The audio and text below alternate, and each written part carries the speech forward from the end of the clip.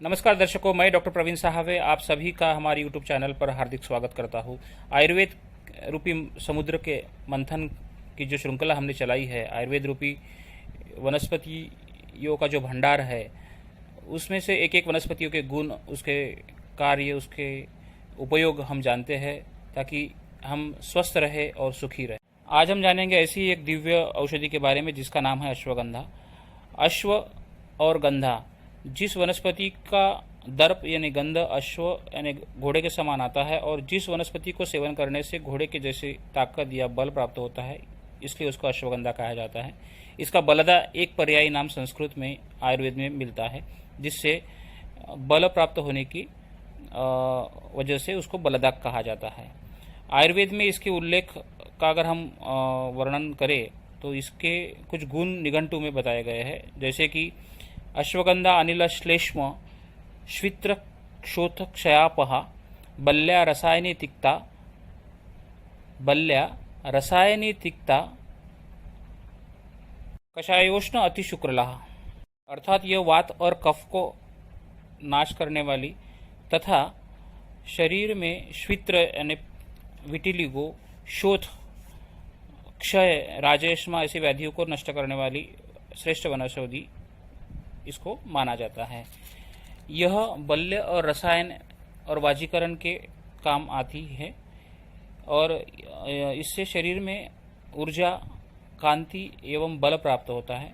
इसको वाजीकरण में श्रेष्ठ बोला गया है। और अति शुक्रला यानी यह अति शुक्रल वनस्पति है, इससे शरीर में बल प्राप्त होता है और वाजीकरण में ये काफ़ी लाभदायक सिद्ध होती है। इससे शरीर में जो भी हार्मोन्स लेवल है वो नॉर्मलाइज होने के लिए बहुत काफ़ी सहायता मिलती है और इसके लिए थायराइड जैसे प्रॉब्लम्स में इसमें महिलाओं को इसको दिया जाता है।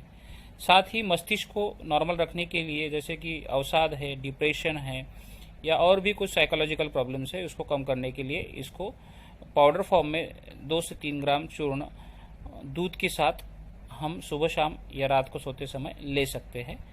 और जिनको संधिवात है या आमवात है, ऐसे पेशेंट्स को भी यह रसायन के रूप में काम करता है। मोस्टली अस्थि शौशिर्यजन्य जो वात है, संधिवात है, ऐसे बीमारियों में यह औषधि काफ़ी लाभदायक सिद्ध होती है। अश्वगंधा की अगर हम बात करते हैं तो अश्वगंधा सर्वत्र हमें उपलब्ध है वनस्पति, और इसका जो सेवन है वो योग्य तरह से होना भी अत्यावश्यक है, क्योंकि कुछ पेशेंट्स में अगर अत्यधिक मात्रा हुई इसकी रूट्स की तो लूज मोशंस, वोमिटिंग, जैसे कि दस्त लगना, उल्टी होना, ये प्रॉब्लम्स होते हैं।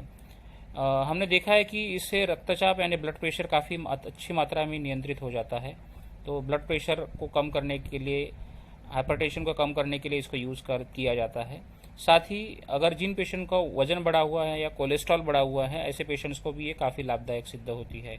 और जिनको लगता है कि अपने शरीर की मांसपेशियां बलवान हो, स्नायु बलवान हो, और जो स्वस्थ की डेफिनेशन है आचार्य चरक के अनुसार कि सममांस प्रमाणस्तु समसहननरा दृढ़ेन्द्रिय विकाराणाम बलेन अभिभूयते, यानी सममांस होना चाहिए। जिनको ऐसे लगता है शरीर में, ऐसे व्यक्तियों के लिए अश्वगंधा ये काफ़ी अच्छी वनस्पति पाई गई है।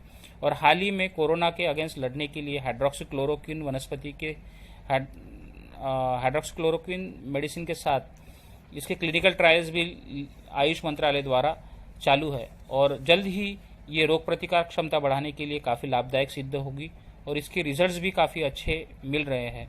और इससे कोरोना जैसी इस महामारी में हमेशा के लिए लोगों की रोग प्रतिकार क्षमता बढ़ाने के लिए ये काफ़ी लाभदायक सिद्ध होगी। तो आप सभी लोग अश्वगंधा टैबलेट फॉर्म में, पाउडर फॉर्म में इसका आप सेवन कर सकते हैं, पर किसी भी वनस्पति का सेवन करने के पहले अपने वैद्य की सलाह, अपने डॉक्टर की सलाह जरूर लें और सुखी रहिए, स्वस्थ रहिए और आयुर्वेद को अपनाएं। एक्चुअली अश्वगंधा के जो बेनिफिट्स है, उसको स्किन टोन जो है वो काफ़ी अच्छा होता है, ब्यूटी बढ़ाने के लिए इसका काफ़ी लाभदायक फ़ायदा होता है और डाइजेस्टिव सिस्टम को भी रेगुलराइज करने के लिए काफ़ी अच्छी वनस्पति है। तो सुखी रहिए और स्वस्थ